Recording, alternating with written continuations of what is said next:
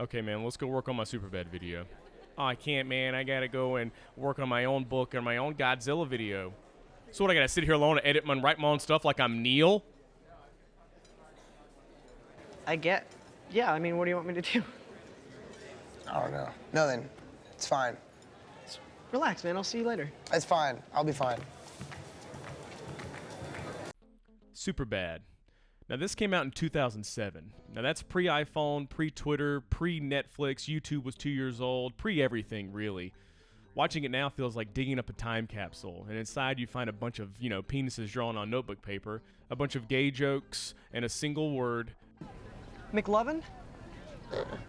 One of the most beloved comedies of the 2000s, and for a certain generation, mainly millennials like myself, it's sacred. It didn't just make you laugh, it understood you. The awkwardness, the desperation, the fake confidence, it got all of that right. But here's the thing, when you go back and watch it today, it also feels incredibly dated. And not just in obvious ways like the tech or the music, but in its humor, its values, and even what it thinks growing up means. You guys on MySpace, or? So I initially started this video with the idea that this movie was kind of dated and hard to watch. And so I wanted to ask a bigger question. Should movies try to be timeless, or should they embrace the moment that they're in?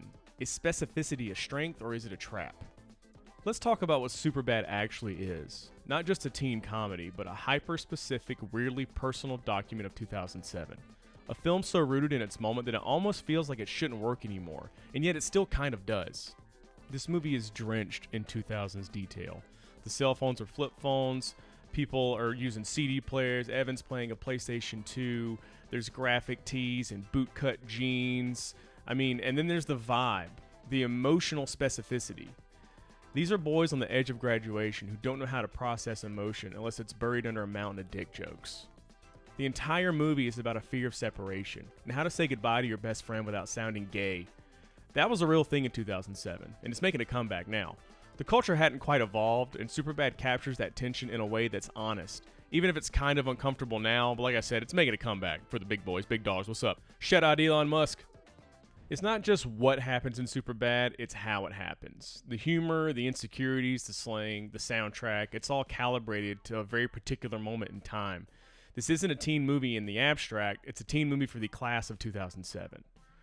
Which raises the question, when a movie captures its moment this well, does it make the movie more real or less relevant? Is being this specific a flaw, or is it the film's greatest strength? Because here's the thing, specificity is what makes Superbad so honest. It's a snapshot of a very real moment. Awkward high schoolers fumbling their way through growing up. For millennials, this was a time when things like social media hadn't yet dominated our lives.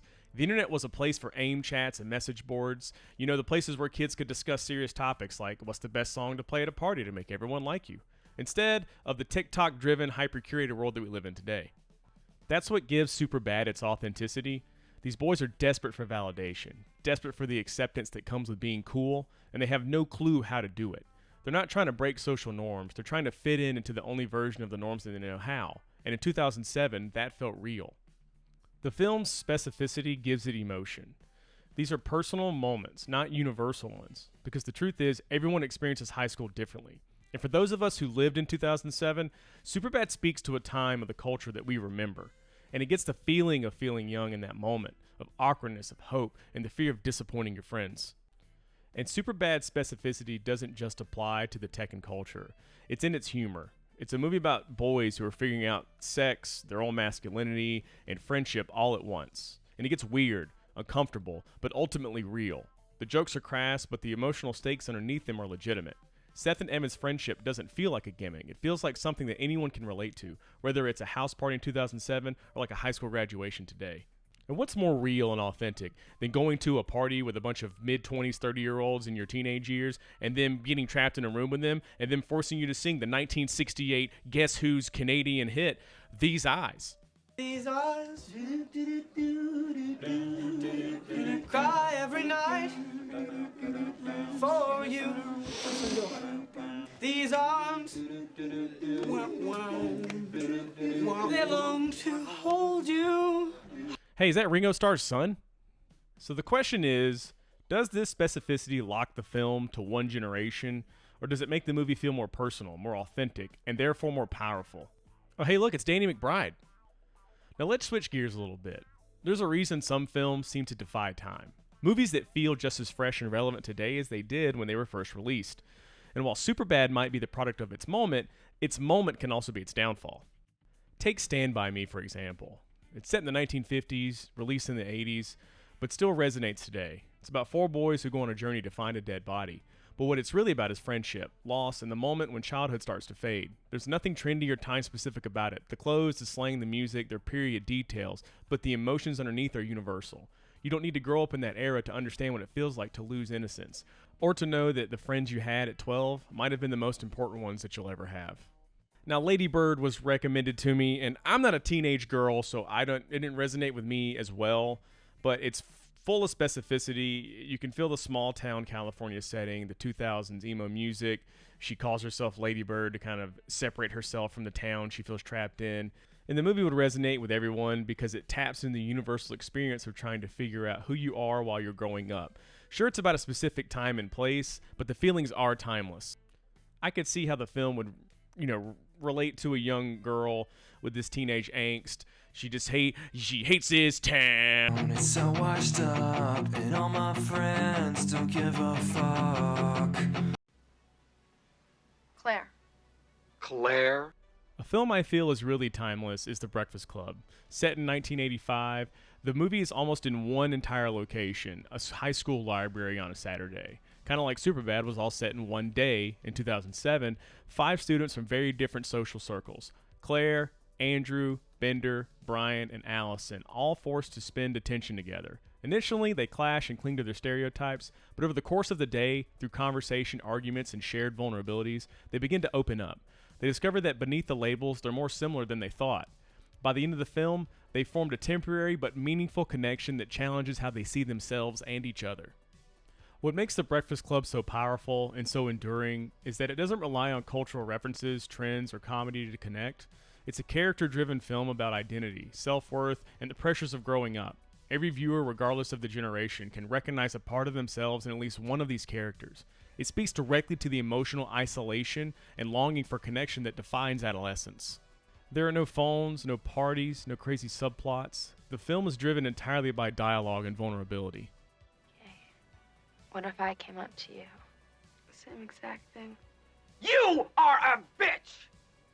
Why? Because I'm telling the truth? That makes me a bitch? No, because you know how shitty that is to do to someone. And you don't got the balls to stand up to your friends and tell them that you're gonna like who you wanna like. Okay, what about you hypocrite? When Brian breaks down over a failed grade, or Bender reveals his abusive home life, or Claire admits she hates being popular, it hits something primal and true. These are moments that could take place in 1985 or 2025. Where The Breakfast Club aims for emotional universality, Superbad leans into cultural specificity. The Breakfast Club is stripped down, timeless, and philosophical. It's about who we are underneath the roles we play. Superbad is loud, chaotic, and deeply of its moment. It's about the very particular kind of male friendship in the mid-2000s, filtered through jokes, alcohol, and panic over growing up. Both films are about teenagers trying to make sense of their lives, but they take radically different paths. Superbad hides its emotional honesty beneath raunchy comedy. Your mom's got huge tits. The Breakfast Club puts its emotions front and center, and that's why The Breakfast Club resonates with every new generation. It's not about what it's like to be a teen in the 80s. It's about what it's like to feel like a teen anytime. And I gotta be honest, when I rewatched Superbad recently, my first reaction was, wow, this is so 2007. It felt like opening a time capsule full of old memes, Doritos commercials, and burned CDs. But the thing is, I was also laughing a lot, because Superbad isn't just a movie frozen in time, it's a genuinely funny movie. The comedy works, the dialogue is chaotic and raw, and really poetic, in a way that teenage boys talk when they're trying to impress each other and constantly failing. And then there are the cops. Bill Hader and Seth Rogen just absolutely destroying every scene they're in. The whole subplot should not work, it should feel like a weird detour, but it's hilarious. They're like the spiritual older brothers of Seth and Evan. Just as immature, just as emotional, just hiding it behind a badge and a bottle of whiskey. What really struck me, though, on the rewatch, much like The Breakfast Club, is just how much this movie was just character work. And it's not about a big message. It's not trying to teach you anything. It's just about these two guys, Seth and Evan, and what it feels like to be on the edge of losing your best friend. It's awkward, it's messy, sometimes it's problematic, but you care. You care because the movie cares. It knows these characters inside and out, their weird rhythms, their insecurities, their dumb teenage logic. And when you care about the characters, everything else works. Superbad isn't timeless because it doesn't want to be. It wants to be real. And sometimes real things have a date stamped on them. It doesn't make them less valuable, it just makes them theirs. So where does that leave us? Is Superbad a dated relic of 2007, or a modern classic that still speaks to us? Well, maybe it's both. Because while Superbad might not be timeless, it is deeply truthful. For the people that was made for, and for the time it was made. And that's not nothing. That kind of cultural resonance doesn't happen by accident. It meant something to the people who saw themselves in it. And it meant a lot to me. I was the exact same age as the characters when it came out in 2007. It doesn't just capture the high school experience of the late 2000s, it practically documents it. It's that accurate. I remember watching the trailers over and over, counting the days before I could finally see it. My best friend at the time, Tom, who was actually part of the channel in the early days, worked at the local movie theater. They were allowed to screen movies the night before they officially came out, and he took me with him to an early showing. That night would stay with me as one of my favorite memories from my teenage years. The bond between Evan and Seth in that movie, that was us. Tom and I had that same kind of friendship. The way those two talk, joke, and depended on each other, that's exactly how we were. Maybe Tom wasn't quite as sex-obsessed as Seth, and I wasn't as much of a dork, I don't think, as Evan, but the connection, the love, it was real. The scene where Evan tells Seth he loves him in the sleeping bags, it's a little awkward, but it's totally sincere, and that was us too. And Tom used to always say that he loved me when we were younger, and, he said it way more than I did, but I want to say it to him now. I love you, dude. And, we've had our share of falling outs over the years, but we've always come back around, because when we get together, we just seem to like each other. And I just want to shout it from the rooftops that I love my best friend Tom, no matter how big of a sack of shit he is sometimes. I love him, and Matt too. And Neal, we'll get there one day.